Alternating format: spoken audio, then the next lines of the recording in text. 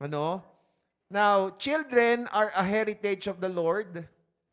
Hallelujah. And it's actually the children that makes the bond of marriage stronger between the man and the woman. Ano? So, ang description dito, mga kapatid, they are yesterday's reflection, today's joy, and tomorrow's hope. Nakakatuwa. Ang ganda ng pagkakabanggit dito, mga kapatid. They are yesterday's, the children are yesterday's reflection, today's joy, and tomorrow's hope. Lalo siguro sa mga bagong magulang,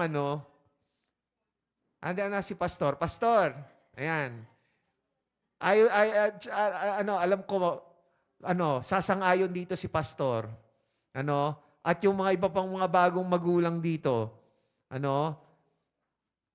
nakakawala ng pagod, hindi ba? Nakakapagod mag-alaga ng bata, pero kapag nakita mo naman ang iyong anak, lalo na pag nginitian ka, di ba? Nakatingin siya, nakatitig siya, tapos yung kanyang mga mata ay parang namumungay pa, may tingin ng pag-ibig sa kanyang magulang, nakakawala ng pagod. Di ba? Nakakawala ng pagod. Kahit nakakapagod mag-alaga ng anak, pero nakakawala rin ng pagod ang mayroong anak. Di ba? So, mga kapatid, today's joy, nakakapagbigay ng kagalakan ang mga anak. Pero siguro naranasan din natin, mga kapatid, tayo bilang mga anak din sa mga magulang natin, dumating din sa punto, mga kapatid, na naging sakit din tayo ng ulo ng ating mga magulang. Amen? Sa mga magulang dito na may mga anak na nandyan na, nagbibinata, nagdadalaga, ayan na, nakakaranas na ng, sabihin na natin, struggles, pagdating sa ating mga anak. Amen? Pero gayon pa man, ang mga anak natin ay may tuturing na treasure na ipinamana sa atin ng ating Panginoon. Tandaan natin, mga kapatid, hindi lahat ng mga mag-aasawa ay nabibiyayaan magkaroon ng anak. Amen?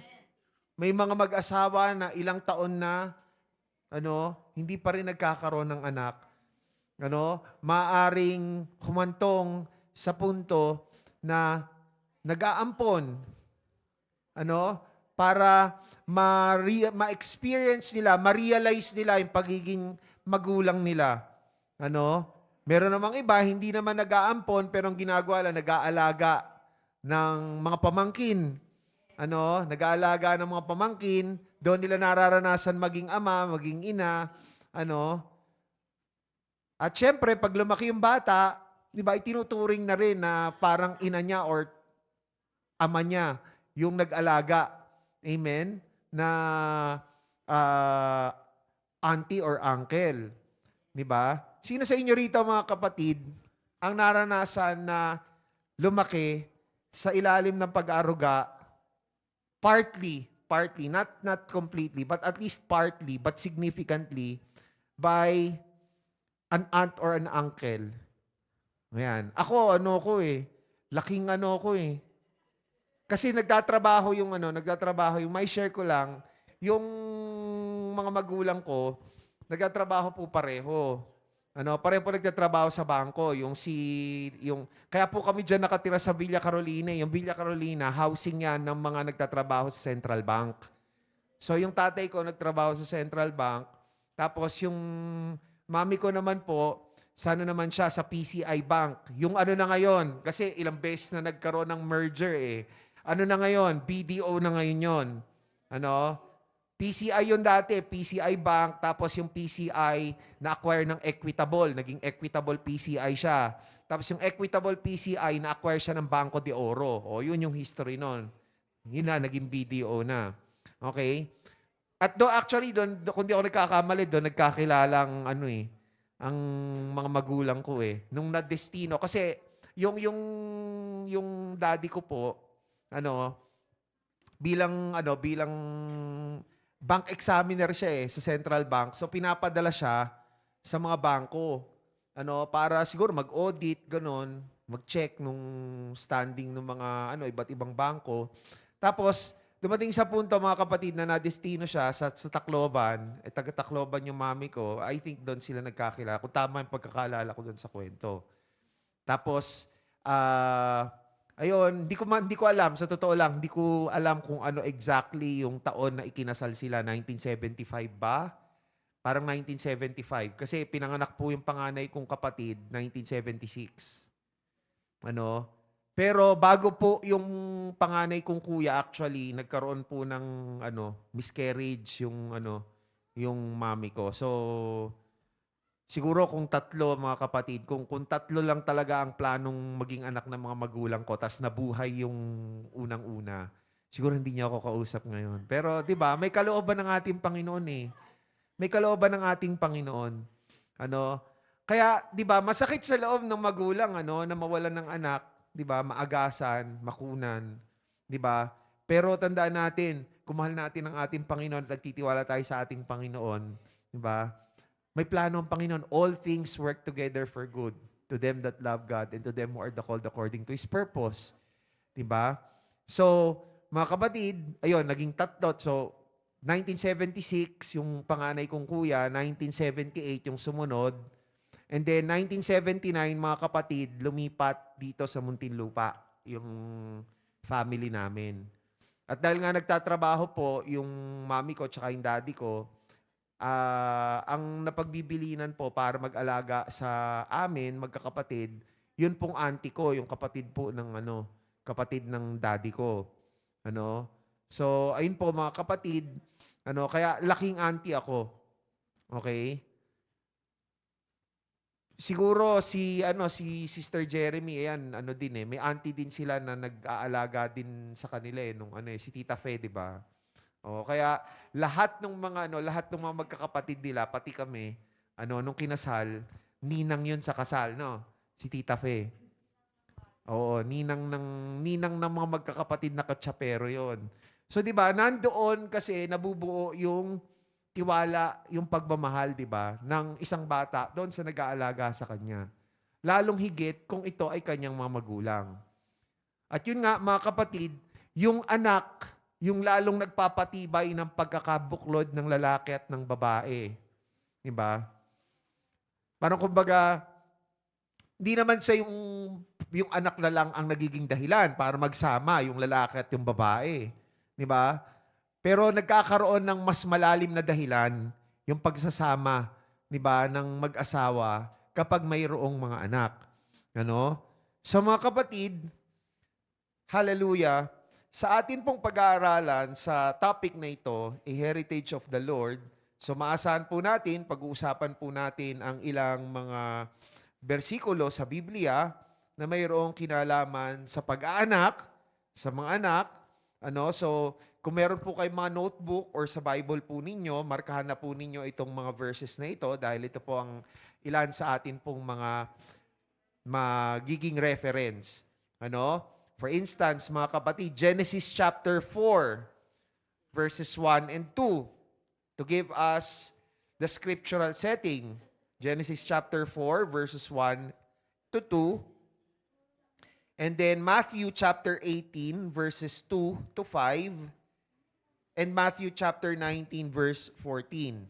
Ulitin ko po, Genesis chapter 4, verses 1 to 2. And then Matthew chapter 18, verses 2 to 5. And Matthew chapter 19, verse 14. Ayun po. At idagdag na nga po natin, mga kapatid, yung atin pong binasa kanina, yung key verse po ng atin pong topic na ito, Psalm 127, verse 3. Amen po, mga kapatid. Sa Biblia, mga kapatid, marami tayong mga masusumpungan dyan na mga kwento tungkol sa magulang at sa anak. Amen? Amen ba?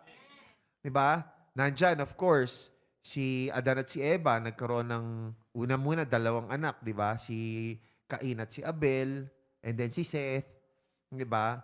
Tapos, sumunod dyan, yung nandiyan si Noah at yung kanyang mga anak, Pero siguro isa sa mga mag-asawa, isa sa mga mag-asawa na masusumpungan natin sa Old Testament na talagang siguro matatandaan natin yung kwento, si Abraham, si Abram, tsaka si Sarah.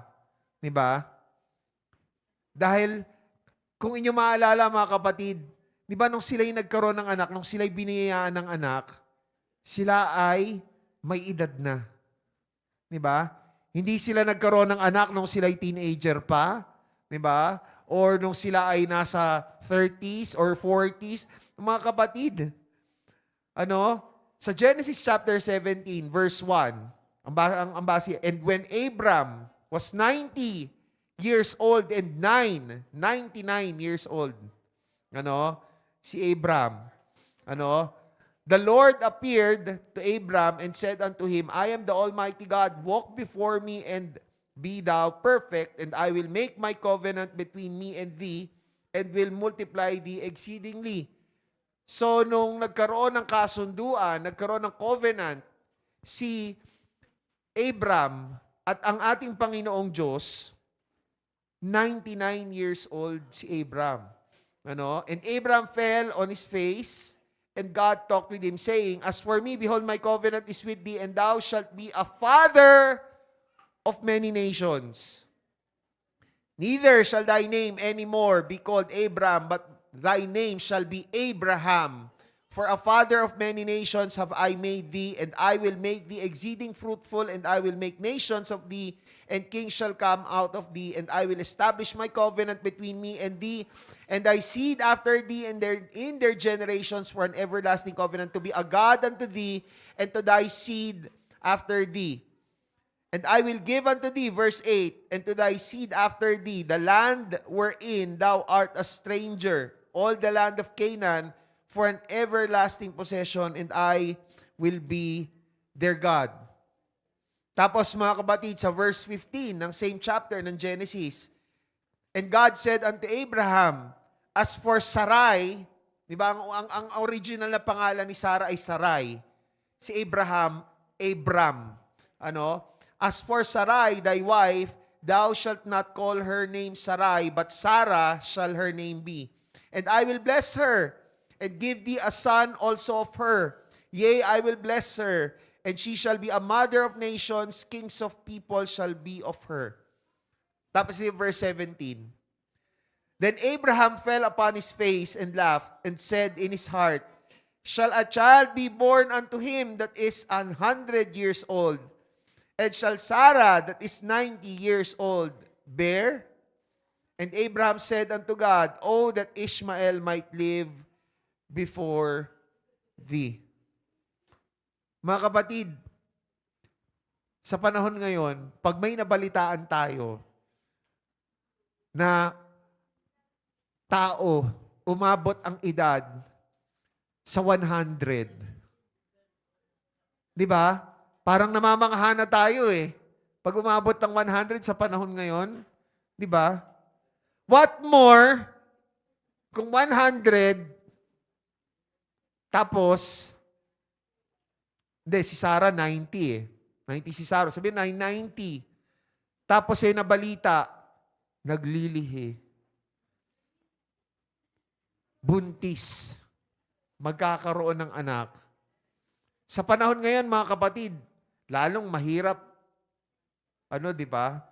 Maisip, maunawaan kung paano nangyari.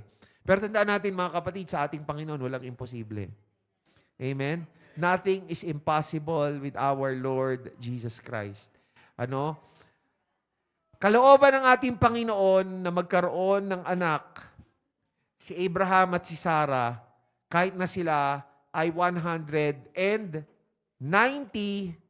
si Abraham and 90 years old si Sarah. Dahil nandoon ang pangako, nandoon ang kasunduan ng ating Panginoon with Abraham, the covenant. Di ba? Na si Abraham ay magiging ama ng maraming mga bansa. Amen? Kapag nandoon talaga sa kalooban ng ating Panginoon, sabi nga nila ba kasabihan sa Pilipino, kung uukol, bubukol. Di ba? Ibig sabihin, kung ukol talaga, mangyayari at mangyayari. Diba? Kaya, kung tayo mga kapatid, meron man sa atin dito na gustong magkaroon ng anak, ano, pero matagal nang ninanais pero hindi pa nagkakaroon ng anak, ano, dalawa lang yan. Maaring wala sa kalooban ng ating Panginoon na magkaroon tayo ng anak dahil baka meron tayong iba pang purpose bilang mag-asawa or bilang magulang marahil sa ibang mga bata. Diba? Or baka kalooban ni Lord na magkaroon kayo ng anak pero hindi pa napapanahon. Amen? Huwag nating pipilitin. Huwag nating pipilitin kasi pagka pinipilit mga kapatid di ba? Kadalasan hindi hindi maganda. Hindi naman sa hindi maganda. Usually nagkakaroon ng ibang mga consequences, na maaring nandoon ang pagsisisi, pero alam nyo, pagka may kinalaman sa anak, walang pagsisisi. Pag nakita mo na yung kaya, sa tamang pag-iisip sa taong nasa tamang pag-iisip, kasi may nababalitaan din tayo, di ba? Mga pinipili nila na ipalaglag yung kanilang mga anak. Di ba? Dahil unwanted, hindi inaasahan ang pagbubuntis, papalaglag. Di ba? Or, kung hindi man ipapalaglag, ipapaampon. Di ba? Alam nyo, kadalasan nangyayari yon mga kapatid, kapag wala sa tamang pag-iisip, usually yung babae. Hindi sa nagiging sexist tayo mga kapatid pero kasi iba kasi yun yung isa sa mga pinagkaiba ng lalaki at ng babae. Mas maraming mga actions ng hormones na nakakaapekto especially sa emotion at sa pag-iisip ng babae. Kaya 'di ba kung ikukumpara ang lalaki sa babae, mas madaling magbago ang mood ng babae. Lalo na pag may dalaw. Tama? Kasi yun hormones mga kapatid, kapag buntis, wala yang kinaibahan, hindi naman walang kinaibahan. May pagkakahawig yan, mga kapatid, pagdating doon sa fluctuation ng hormonal levels, may pagkakahawig yan, mga kapatid, sa isang may dalaw. Okay? May pagkakahawig yan sa isang may dalaw. Kaya, ang isang nagdadalang tao, madaling magbago ang mood. Di ba? Tama? O yung mga tatay dito nakaranas na naglilihi, nagbubuntis ang ating mga misis. Di ba? Andyan yung bigla-bigla na lamang kang tatapikin ng misis mo. Bumili ka naman ng ng mangga at bagoong doon sa tindahan. Tapos anong oras na? Madaling araw na. Di ba? Yung mga ganon. Kasi nag-iiba-iba yung naapektuhan yung physiology. At pag naapektuhan yung physiology, pwedeng maapektuhan din yung emotions, yung mood, pati yung paraan ng pag-iisip ng tao. Narinig nyo na mga kapatid yung tinatawag na postpartum depression? Postpartum depression. Actually yun, kapag ganito yan mga kapatid kapag ang isang babae na nagdadalang tao ay masyadong mabilis makaramdam ng depression, part ng mood swings niya, alam nyo, pag nanganak yon mga kapatid, yun yung dapat ingatan, yun yung dapat bantayan. Kasi may predisposition yon mga kapatid na mag-undergo ng postpartum depression. Ano yung postpartum depression? Yung kapag kapanganak niya, nakakaramdam ng depression, tapos yung depression niya, maaaring dumating sa point na meron siyang gagawin na hindi ka nais-nais doon sa anak niya, na parang hindi niya kinikilala yung anak niya. Pwedeng yun, ipamigay yung anak niya, or meron pang kaso ng mga nag-undergo ng postpartum depression na sinasaktan yung anak niya. Dahil yun mga kapatid sa epekto nung hormones. Okay? Sa pag-iisip. Kaya mga kapatid yun kung meron kayong kakilala na kapag ka nagbuntis, masyadong yung fluctuation ng moods niya tapos dumadating sa point na parang nadidepress. Kapag nanganak yan, kailangan bantayan. Bantayan niyo yan. Kasi maaari makaranas yan ng postpartum depression at may magawa yan, na hindi maganda. Ano? So, ayun, balik tayo. So, kung nasa tamang pag-iisip mga kapatid, barring yung epekto sa physiology ng mga hormonal fluctuations mga kapatid, walang pagsisisi pag nakita mo na yung anak mo eh. Pag nakita mo na yung anak mo, kasi nga mga kapatid, ito may biological basis din yan eh. Ito yung mga kapatid. Hindi ko alam kung familiar dito si Brother EL, si Sister Meg. Narinig mo na Sister Meg yung selfish gene theory. Selfish gene. Yung genes DNA, doon inilagay ng ating Panginoon, sabihin na natin, to put it simply, yung recipe. Yung recipe ng pagkaanyo natin, yung recipe na kung paano gumagana yung ating buhay. Nasa DNA natin, naka-code yung mga recipe na yan, mga kapatid. Doon sa selfish gene theory na yun, kung tama ang pagkakatanda ko at pagkakaunawa ko, parang ganito siya. Yung DNA daw, parang meron siyang pag-iisip na gusto niya manatili siya na nag-e-exist. Nagagawin at gagawin ng DNA ang lahat para maisalin siya sa susunod na mga henerasyon. So yung DNA ko, meron daw ganong tendency. Sabihin na natin yung DNA ni Sister Marivic, meron din ganong tendency. At ano ba ang paraan para mailipat yung DNA sa susunod na lahi, sa susunod na henerasyon? Natural magkaroon ng anak. 'Di ba? Kasi napupunta yung DNA natin doon sa anak, kalahati ng DNA ng anak natin ay galing sa atin. Okay? Kaya kahit na tayo ay wala na sa mundong ito, yung DNA natin nandiyo sa anak natin. Kumbaga naipamana natin yan sa anak natin. So, kaya mga kapatid, ginagawa ng mga nilalang, hindi lang mga tao, kundi ng mga hayop, batay doon sa selfish gene theory, ang lahat para magkaroon ng salin lahi. Like for instance, nagpapagwapo. Kasi pag gwapo ka, di ba, mas mataas ang chances na mapapansin ka ng opposite sex ng babae, di ba? At pag nagustuhan ko ng babae, naging mag-asawa kayo, maililipat mo na yung DNA mo sa salin lahi, magkakaroon ng susunod na di ba, henerasyon. Di ba?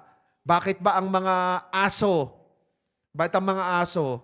Kapag naranas na kayo, di ba, yung mga aso na kapapanganak pa lang, mataray, kahit amo niya, kakagatin niya pagka di ba? Bakit? Kasi iniingatan niya yung kanyang mga anak. Bakit? Ano yung meron doon sa mga anak niya? Yung DNA. Yung DNA niya. Mga kapatid, teorya lang yun ha, teorya lang yun, hindi yun principle. Teorya lang yun, mga kapatid. Yung selfish gene theory na yun. So, anyway, yun mga kapatid, kaya ulitin ko, pag nasa tamang pag-iisip ang isang magulang, pag nakikita natin ang ating anak, di ba?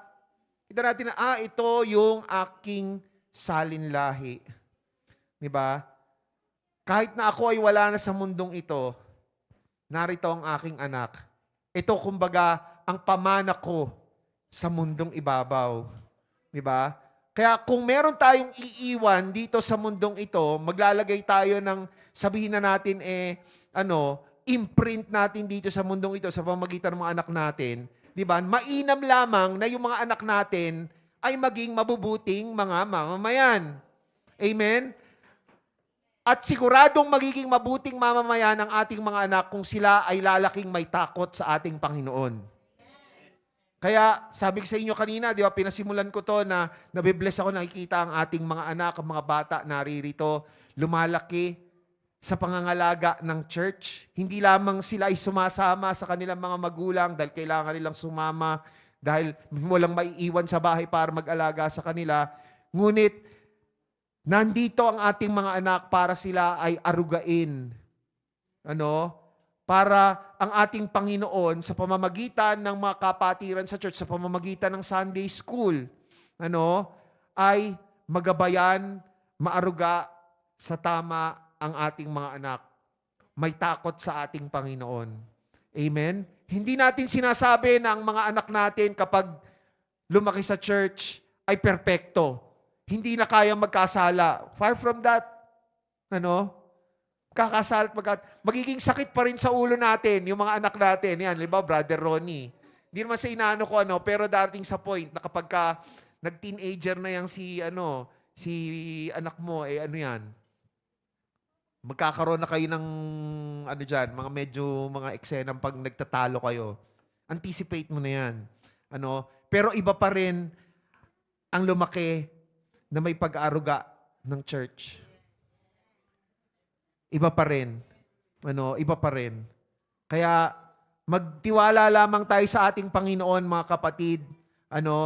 At lagi nating tatandaan yung mga anak natin, bigayan sa atin ng ating Panginoon. Pamana yan sa atin ng ating Panginoon. So, mga kapatid, pasimula pa lamang ito. Pagpapatuloy po natin ng mas malalim ang aralin na ito tungkol sa mga anak bilang heritage galing sa ating Panginoon. Amen? So, something to look forward to, mga kapatid, hallelujah, sa ating pag-aaral tungkol sa Kristiyanong pamilya. Tayo po'y magsitayo, mga kapatid, hallelujah, at purihin po natin at pasalamatan ng ating Panginoon. Thank you, Jesus. Hallelujah, hallelujah, hallelujah. And let us all pray once again, mga kapatid, as we end this session and before we give our offerings to the ministry of the Sunday School Department.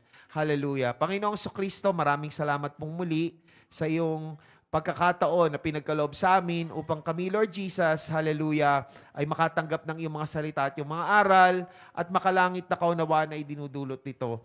Panginoon, patuloy mo pong pangunahan ang bawat magulang na naririto, hallelujah, at ang iglesyang ito, Panginoon, upang ang mga anak, hallelujah, ang mga kabataan, Panginoon, hallelujah, ay maaruga at magabayan ng tama na may takot sa iyo, Panginoon, at para sila ay maging mabubuting mga Kristiyano, mabubuting mamamayan, Panginoon, hallelujah. Sila ay yung mga pamana sa amin, Panginoon, hallelujah. At gayon din, Panginoon, sila ang pamana ng bawat magulang para sa aming sambayanan. Kaya Panginoon, hallelujah, ikaw, Lord Jesus, ang patuloy na manguna at gumabay sa mga magulang, gayon din sa mga anak, hallelujah, at sa mga susunod na pagkakataon na pagpapatuloy namin ang pag-aaral na ito, nawa ay lalo mong ibuhos sa amin ang iyong makalangit na kaunawaan upang kami, Panginoon, ay kumilos, mamuhay ng naayon sa iyong kalooban. Lord Jesus, maraming salamat din po sa bawat puso, bawat kamay na nagpapagamit sa gawain ng Sunday School sa pamamagitan ng mga kaloob. Panginoon, gamitin mo po ang mga kaloob na ito sa lalo ikaayos ng gawain ng Sunday School Department at ibalik mo po mga pagpapalang ito ng siksik, liglig at umaapaw. Panginoong Kristo, ihanda mo ang bawat isa sa amin sa aming gagawing serbisyo sa umagang ito. At ikaw lamang at wala ng iba ang aming itataas, pupurihin, sasambahin. In Jesus' name we pray. Amen! Thank you, Jesus. Hallelujah. Maraming salamat po sa lahat. God bless us all. Let's give our offerings and in a short while, we will proceed to our divine worship service. To God be all the glory.